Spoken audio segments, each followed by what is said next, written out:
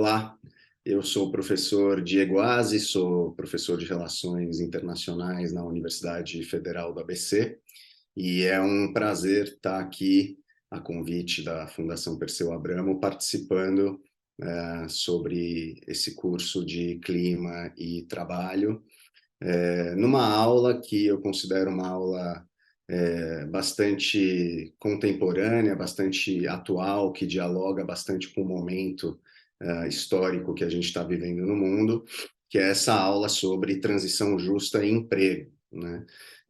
Então, na verdade, a minha proposta com vocês aqui é fazer um percurso ao mesmo tempo histórico e trazendo elementos político-econômicos do mundo do trabalho para a gente refletir sobre essa questão da transição justa, tá? Então, transição justa em emprego, né? A gente tem aí duas variáveis, né? Que não necessariamente caminham juntas, né? Então, por um lado, acho que a ideia de transição, primeiramente, a gente tem que olhar para ela, né, e entender um pouco do que a gente está falando quando a gente fala de transição, né? Do que para que a gente está querendo transicionar, né?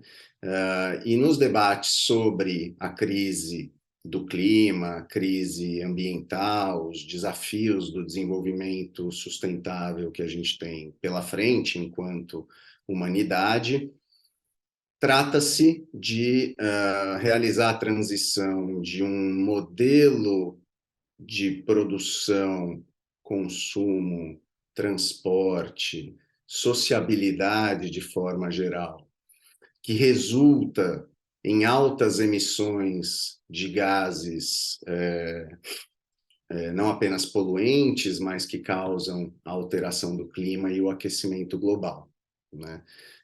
Que depois se voltam contra nós mesmos, né, na forma de eventos naturais extremos, né, na forma de secas fora de época, de chuvas fora de época, sem falar, né, nos tornados e outros eventos mais extremos, mais frequentes em outras partes do mundo do que aqui no Brasil, mas, enfim, que estão ligados a essas mesmas causas, né?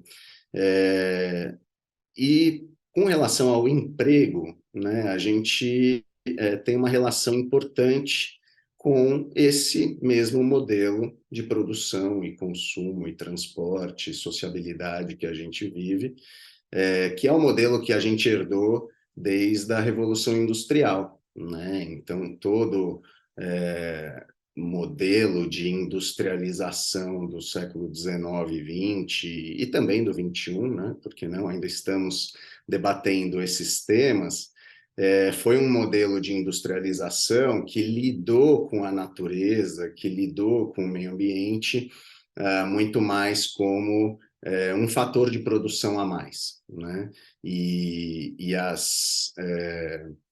Os dejetos, né, as consequências negativas desse modelo como efeitos colaterais de menor importância, né?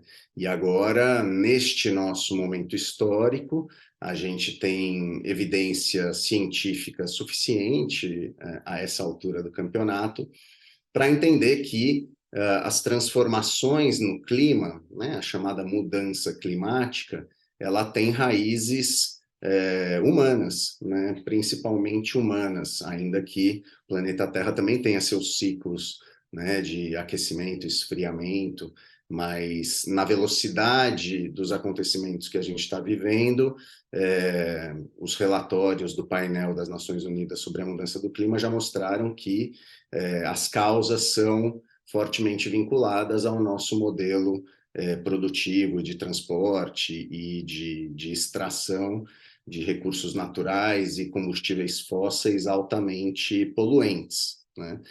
Então, nesse sentido, o nosso modelo de industrialização e o nosso modelo de, inclusive a partir do Estado Nacional, pensar as políticas de geração de emprego, né? Geração de emprego e renda, tiveram pouca consideração pelo meio ambiente e o clima no século XX, né? Não apenas no Brasil, mas no mundo todo. Acho que esse é um processo mais ou menos comum, né? Então, do que a gente fala quando a gente fala de transição justa em emprego, né? A gente, na verdade, tem uma discussão de fundo aí, que é a discussão tradicional já, da superação, né? Ou do enfrentamento das contradições entre o mundo do trabalho e o ambientalismo, né? Entre a proteção do meio ambiente, e hoje a gente poderia acrescentar aí o combate às mudanças climáticas, e a geração de emprego e renda, né? Agora, possivelmente estejamos agora num momento histórico em que essa superação dessa contradição seja de fato algo um pouco mais plausível, né? Mas a gente vai chegar lá mais para o final da nossa aula. Eu queria fazer um resgate histórico bem breve para vocês, indicando, né, um ponto histórico arbitrário, né, porque a gente poderia, né, eu já falei da Revolução Industrial aqui, a gente poderia puxar para trás e, enfim, os recortes históricos são sempre arbitrários, né, mas queria puxar aqui com vocês a partir dos anos 70 do século XX, a década de 1970, né. A década de 1970, ela conjuga três elementos interessantes que vão se reencontrar décadas depois no debate atual da mudança do clima e do emprego e da transição justa.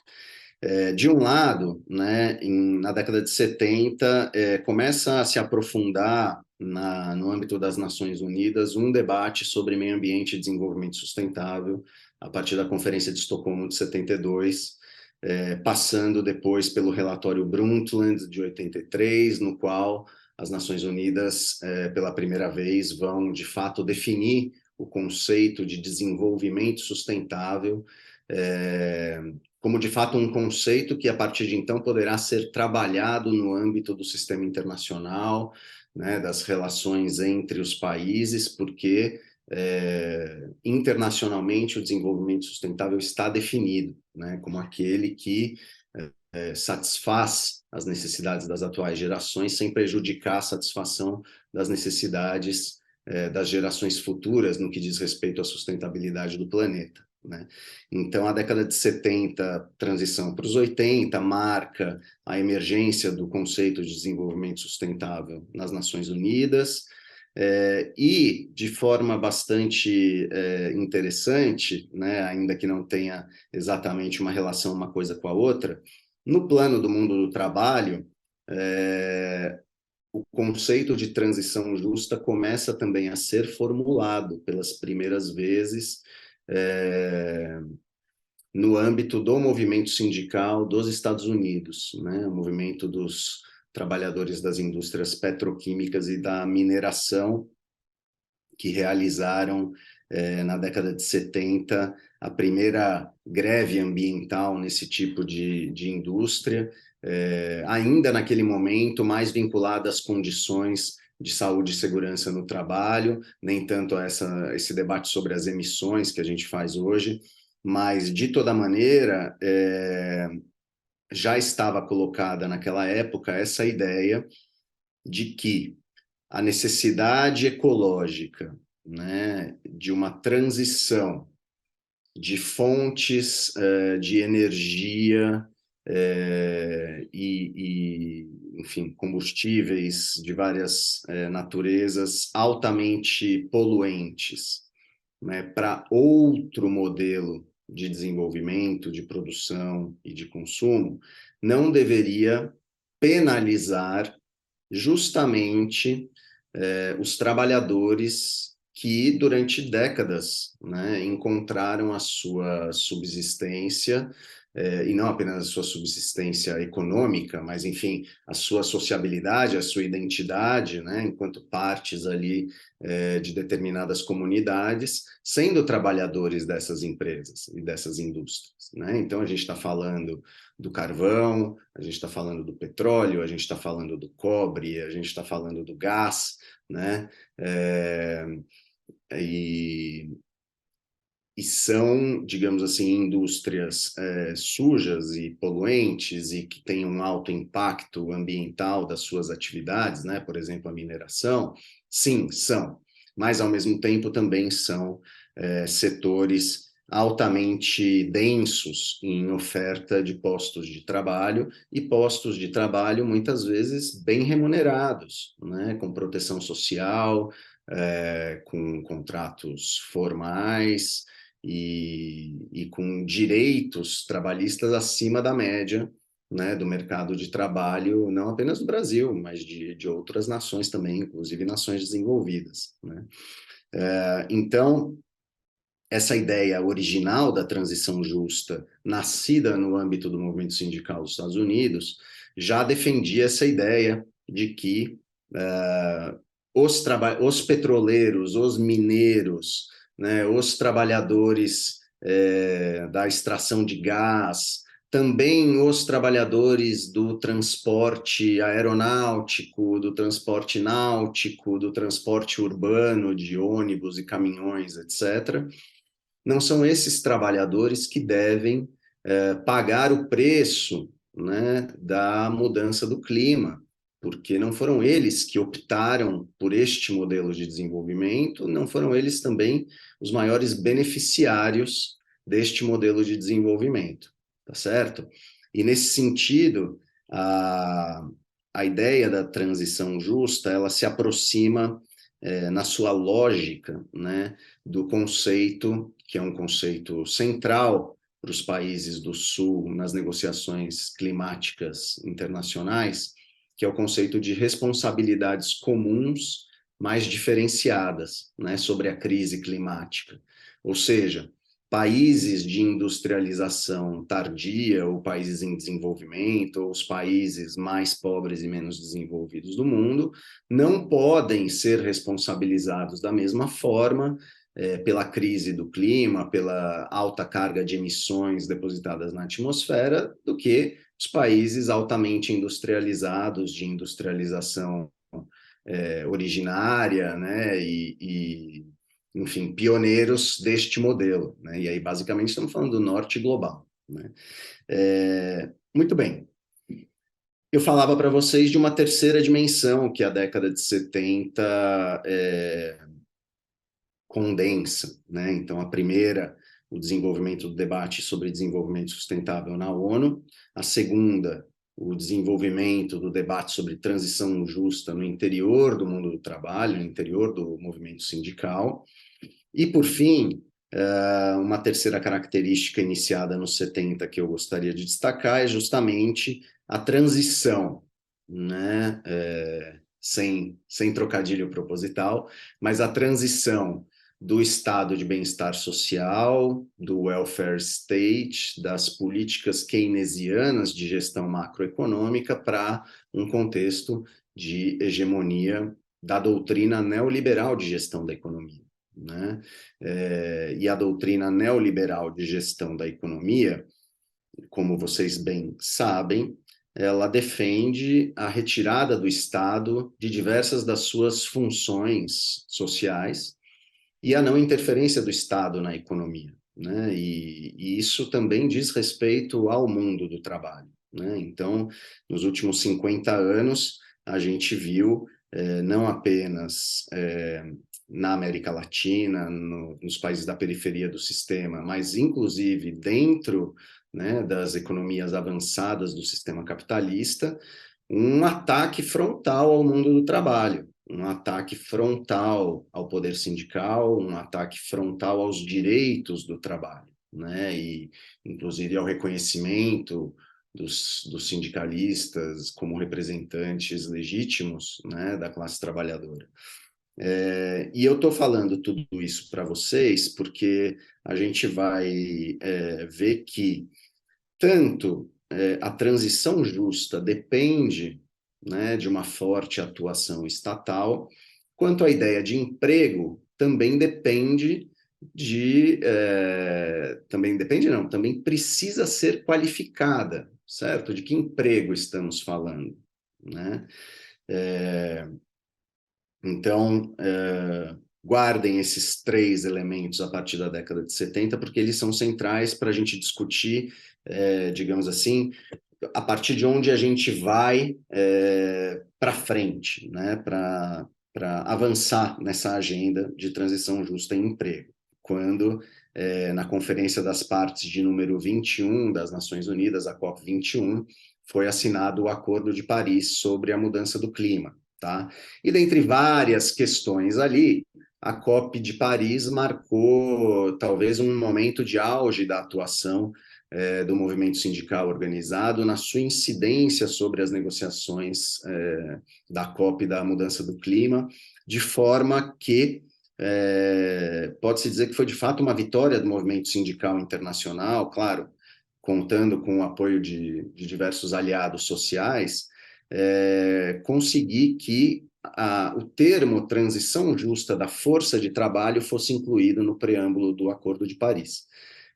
Então, enfim, nas negociações internacionais é muito importante que um termo específico esteja ali bem definido e claro no texto, e no caso da transição justa, ainda que o conceito não tenha entrado no corpo do acordo, tenha entrado somente no preâmbulo, o que dá um status um pouco abaixo de importância, mas está lá, né? Está, a partir de então, essa linguagem está consolidada como uma linguagem oficial do Sistema Nações Unidas.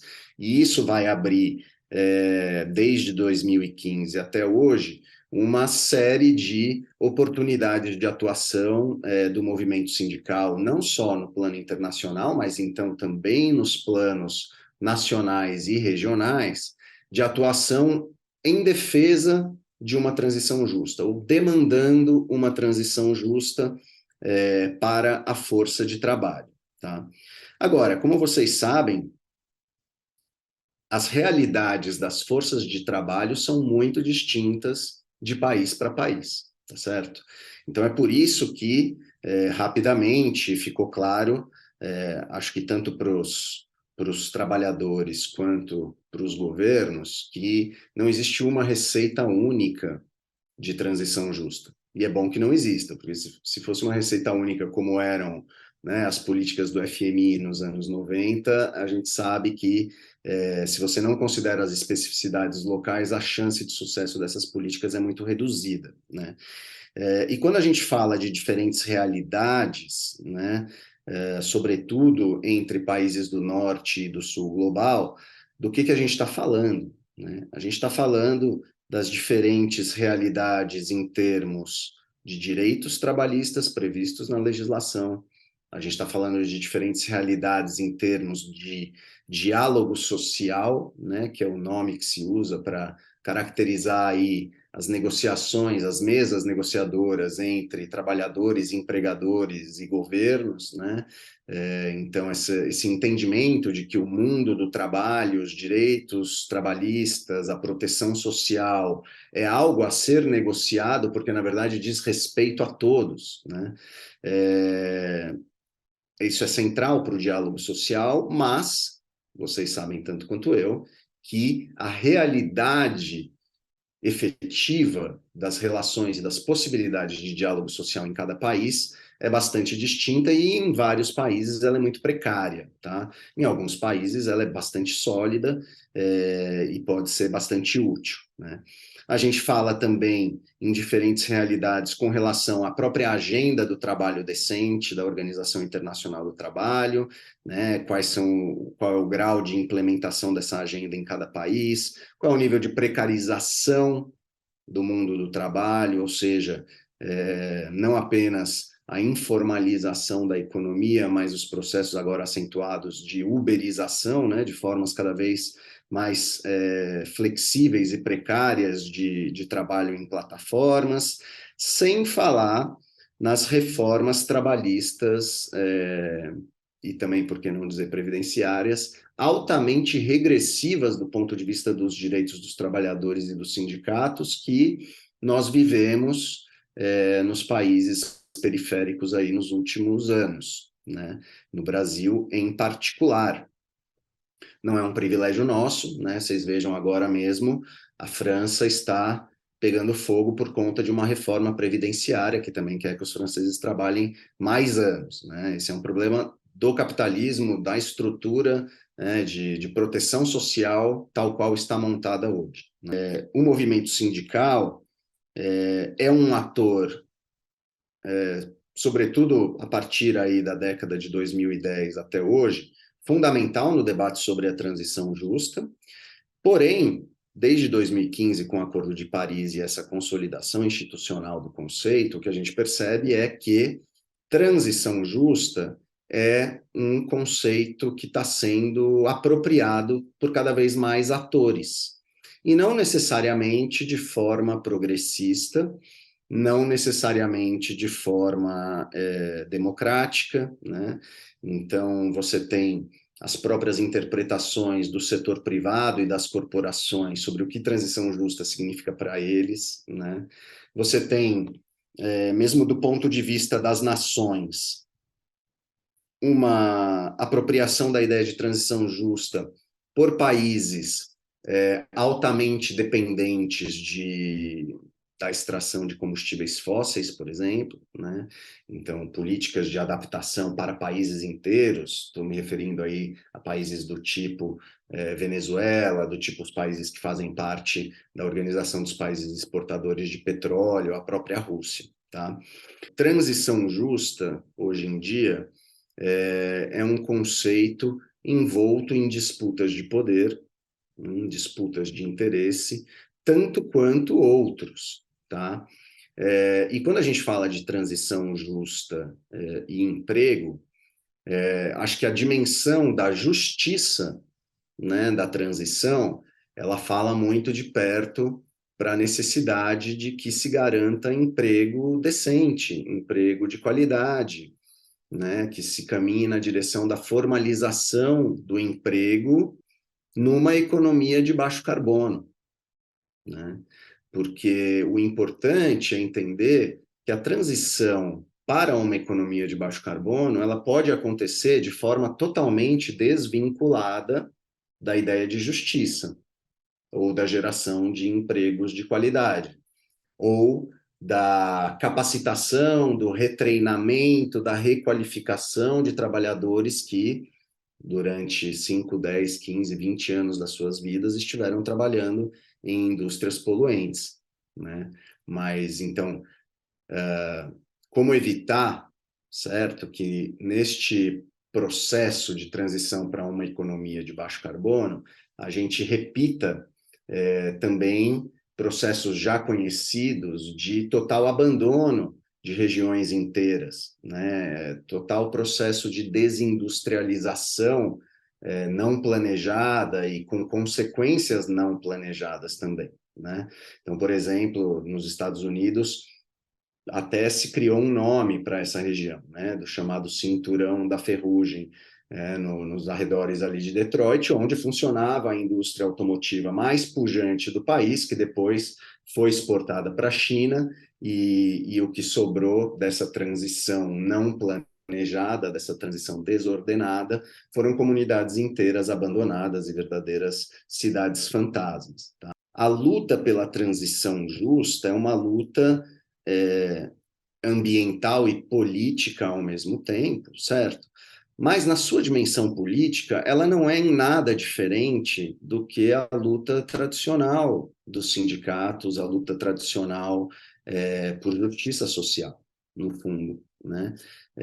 E se a gente analisar os outros atores sociais, para além das corporações, que também têm se apropriado do termo transição justa, né, a gente vai ver que está presente atualmente na voz do movimento feminista, dos movimentos sociais camponeses, está presente numa discussão, inclusive, a respeito da economia do cuidado, né? Então, é um termo que vai se ampliando, o mesmo termo, com significados distintos. Do ponto de vista do movimento sindical ou dos partidos progressistas, é importante que fique claro isso, que a gente não está falando de um capitalismo verde, de empregos verdes, de uma economia verde, na qual os direitos trabalhistas são dispensáveis, né? Ao contrário. Então, queremos transição, mas queremos transição com ganho de direitos, né? E acho que a pandemia trouxe também um alerta, né? Acho que, enfim, hoje estamos vivendo uma outra situação de guerra logo após uma pandemia, mas logo na saída da pandemia, eu me lembro que estava começando um debate muito interessante a respeito de recuperar a centralidade do trabalho na economia, né? Porque o momento da pandemia colocou às claras, tá certo? Quais são os trabalhos socialmente indispensáveis, né? E o quanto também a futilidade das finanças e de outras atividades econômicas que têm bastante poder de influência sobre as decisões políticas. No momento, né, da tragédia humanitária, a solução não vinha daí, né? A solução vinha das pessoas reais trabalhando no dia a dia, né? Então, a transição justa na sua relação com o emprego tem que não apenas buscar as políticas para uma economia de baixo carbono, mas buscar as políticas para recentrar o trabalho humano na organização social da nossa economia, né? E nesse sentido, a transição justa, ainda que não seja nenhuma proposta revolucionária, tá certo? Mas ela é necessariamente uma proposta antineoliberal, né? É impossível realizar a transição justa nos marcos do neoliberalismo, porque a transição justa, como a gente está vendo, é algo que exige coordenação, políticas públicas, dados científicos que embasem as decisões e uma forte presença do Estado coordenando, não fazendo tudo, mas coordenando este grande projeto de desenvolvimento, e inclusive atribuindo ao setor privado determinados papéis que o Estado eventualmente não seja o melhor ator para cumprir, né? Mas cabe ao Estado ter essa visão ampla, né, do modelo de produção de consumo que queremos. E nos marcos do neoliberalismo, deixando ao mercado toda a responsabilidade pelas soluções, né? O que a gente tem como resultado é soluções tecnológicas que eliminam cada vez mais emprego, né? Ou transição para modelos menos poluentes, porém com empregos profundamente flexibilizados, sem proteção social e também, enfim, sem nenhum plano de transição, de capacitação, de reeducação dos trabalhadores, tudo isso que a gente está falando aqui, né? Então, a crise climática não será resolvida pelas forças do mercado, certo? Porque a crise climática não é um negócio lucrativo, né? Diversos setores econômicos estão fazendo um esforço enorme para que a crise climática se torne um negócio lucrativo através da criação de um mercado de créditos de carbono, né? Que é um tema que vocês acho que vão aprofundar em outras aulas, né? Mas é um processo que a gente chama de financiarização da natureza, né? Criação de valor artificial, especulativo, né? Em cima de bens naturais que deveriam ser bens comuns e passam a ser tratados simplesmente como ativos financeiros, né? Então, acho que, do ponto de vista do que esse marco geral da transição justa em emprego que eu queria trazer para vocês era mais ou menos isso, e queria só dar uma pincelada rápida em termos de Brasil, né? Eu acho que aqui no Brasil, como eu falei para vocês, né, não existe uma transição justa apenas, uma receita para todos os países. Então, aqui no Brasil, certamente a gente tem questões importantes com relação ao petróleo, aos petroleiros, né, à mineração, aos mineiros, a expansão da fronteira agrícola em direção à Amazônia, onde projetos de transição justa devem envolver aí um uso sustentável da natureza, através daquilo que vem sendo chamado de bioeconomia, que é um outro termo que está em disputa, né? Mas o Brasil, vocês cansam de ouvir isso aí nos meios de comunicação, e é verdade, o Brasil é uma potência ambiental e tem potencial para ser uma potência em termos de desenvolvimento sustentável, tá? Mas é preciso que nós entendamos a crise climática, a crise ambiental, as possibilidades de um salto tecnológico industrial em direção a uma transformação industrial para essa indústria verde de ponta, como uma oportunidade de resgatar a centralidade dos direitos e do trabalho no próprio Brasil, né? Então, aqui também, né, não é a privatização da Eletrobras ou a privatização da Petrobras que vai promover a transição justa, muito pelo contrário, né? Em países como o nosso, se torna ainda mais importante a atuação estatal como esse ente coordenador das políticas, dos incentivos ou dos desincentivos para que esse ou aquele setor floresça, né? E, felizmente, estamos num momento político no qual não apenas o negacionismo ambiental e climático desapareceu do cenário hegemônico aqui da nossa política nacional, mas o atual governo vem também com uma proposta renovada, né?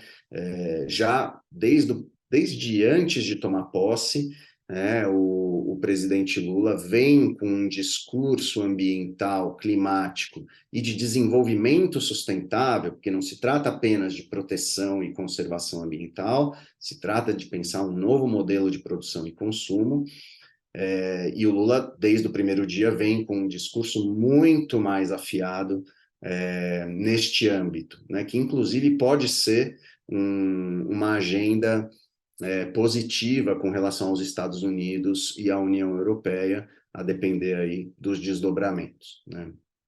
Então, acho que essa marca climática ambiental não foi a marca das últimas gestões petistas, nem do Lula, nem da Dilma, mas o contexto atual favorece, né, essa discussão, não apenas em termos da crise climática, mas também da política ambiental do governo dos Estados Unidos atual. Então, o próprio governo Biden também está aí desenvolvendo os seus planos verdes de desenvolvimento, a União Europeia está indo na mesma direção, a própria China, que é um dos maiores emissores de gases poluentes do mundo, é também um dos maiores investidores e geradores de emprego na economia verde não poluente, tá certo?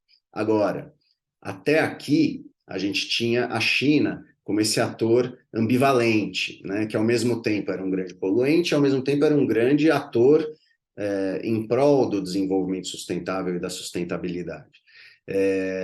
Mas também era um complicador para a indústria dos outros países, porque como competir com a China na produção de painéis solares, na produção de turbinas eólicas, na produção de outros modos de produção de energia limpa, se toda a manufatura mundial está lá, se a mão de obra chinesa né, não tem como a gente competir com o preço deles e tudo mais.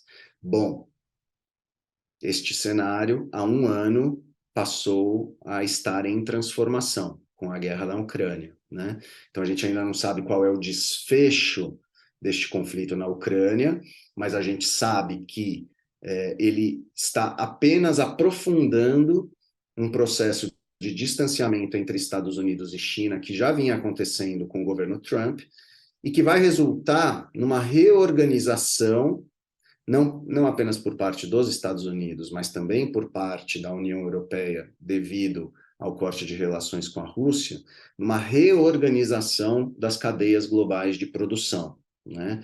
Então, a gente já estava falando ali com o Trump do reshoring, né, das empresas norte-americanas que estavam na China voltando para os Estados Unidos, mas agora a gente está falando bastante também de um processo que está sendo chamado de nearshoring, ou seja, em vez de você exportar a sua indústria para a China, onde seria mais barato, e essas cadeias globais realmente de produção, com o conflito geopolítico acentuando, diversas corporações estão reorganizando as suas cadeias de produção para o âmbito regional, ou se não regional, para um outro conjunto de parceiros que, no contexto atual, se apresenta como mais confiáveis, tanto para Estados Unidos quanto para a União Europeia. E o Brasil é um desses, né? Então, não é à toa que o chanceler alemão Olaf Scholz foi o primeiro líder internacional a fazer uma visita oficial para o Lula, né? Nada é coincidência, né? E na pauta, os temas energéticos e de transformação industrial tinham centralidade total, certo? Então, o Brasil está numa posição muito favorável para negociar o recebimento de investimento externo direto para a transformação industrial do país. Então, a gente fala muito de reindustrialização do Brasil, mas não adianta a gente pensar reindustrialização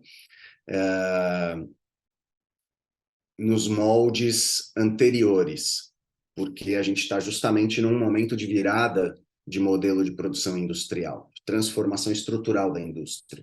Então, a gente tem que aproveitar esse momento de transformação geopolítica mundial, de conflito com a China, de necessidade europeia para negociar em melhores condições investimentos que possibilitem o Brasil, aí, de fato, né, no futuro próximo, se tornar uma potência em termos de desenvolvimento sustentável, né? E aí a gente, quem sabe, possa já observar resultados de políticas concretas de transição justa e geração de emprego de qualidade e renda para o povo brasileiro. Eu acho que é disso que se trata, mesmo quando a gente está falando de transição justa, são as demandas tradicionais que continuam sobre a mesa e os desafios estruturais do Brasil que a gente precisa enfrentar também não mudaram muito. Então, obrigado pela atenção de vocês até aqui. Da minha parte, nessa breve aula de síntese de um tema bastante complicado, acho que esses eram os principais elementos que eu queria trazer para vocês. Obrigado, até a próxima.